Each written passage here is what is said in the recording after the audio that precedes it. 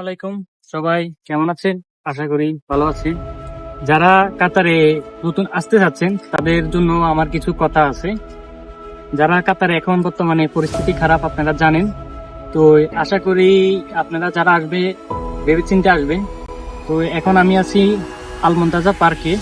তো চলুন বর্তমান কাতার অবস্থা সম্পর্কে কিছু ধারণা আপনাদেরকে দিই। কিছু ভাই ব্রাদার্স আছে, দেখি তারা বসে রয়েছে, তাদের সাথে আমরা কথা বলে দেখি বর্তমানে কাতার পরিস্থিতি কিরকম, তাহলে আপনারা বুঝতে পারবেন।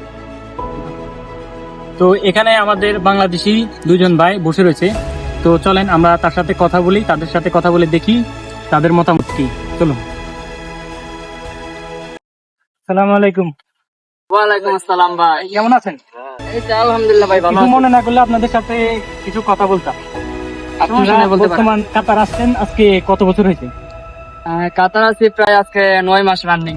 তো 9 মাস রানিং। আপনাদের কত টাকা মান্থলি বেতন করতেছে? আশা করি আপনি সত্যি কথা বলবেন। ভাই কি বলবো, সত্যি কথা বলতে কাতার আছি প্রায় 9 মাস রানিং। এখানে আসার পর আমি প্রায় টানা 5 মাস বসেছিলাম, বুঝছেন।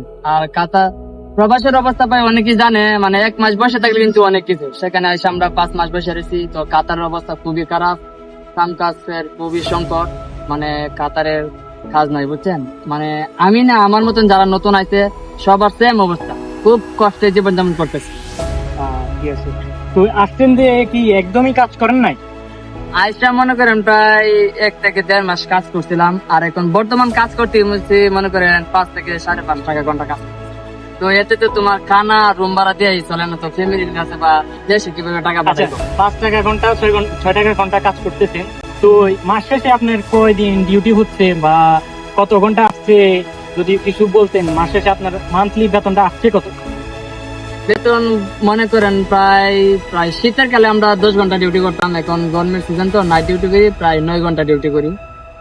তো মাসে দেখা গেছে 30 থেকে 35 হাজার টাকা আসে।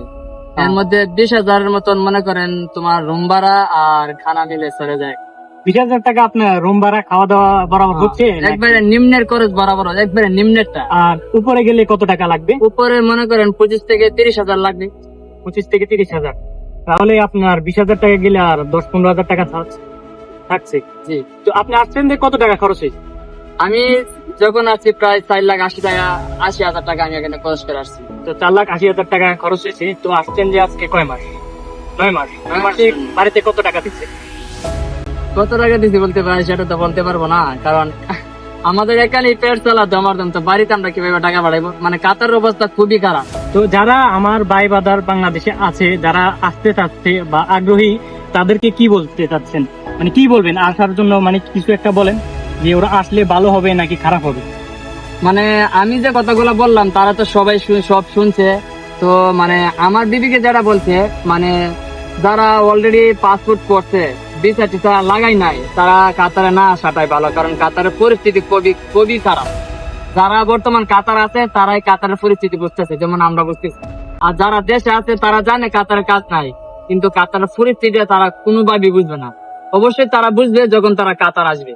তো আমার মনোবৃত্তিতে আর আমার বিবিকে এটাই বলে যে, মানে আর কোনো নতুন ভাই আমার মতন মানে প্রতারণার শিকার যেমন না হোক, কষ্ট না করে, মানে তারা কাতার না আসারে সবচেয়ে বেটার আমি মনে করি। তো ধন্যবাদ ভাই আমাদেরকে সব কথা বলার জন্য, আপনাকে অনেক ধন্যবাদ। ওকে। তো এতক্ষণ দেখলেন আমার বাংলাদেশি 2 ভাই ছিল, তাদের সাথে কথা বললাম। তারা কাতার সম্পর্কে একটা ধারণা দিল আপনাদেরকে।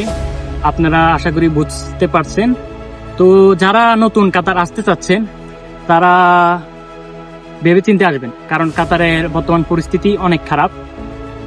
আর মনে হয় না এটা ঠিক হবে, ঠিক হতে অনেক সময় লাগবে। তো যারা আসতে চাচ্ছেন ভেবেচিন্তে আসবেন, ঠিক আছে? তো আমাদের সাথে এতক্ষণ থাকার জন্য আপনাদেরকে ধন্যবাদ। সবাই আশা করি ভালো থাকবেন, আর ভিডিওটা সবাই শেয়ার করবেন, লাইক ফলো করে দিয়ে রাখবেন আমাদের সাথে বর্তমান কাতার পরিস্থিতি সম্পর্কে আরো কিছু জানতে। আরো যা আপডেট থাকবে আমরা আপনাদেরকে পৌঁছে দেব। ধন্যবাদ সবাইকে।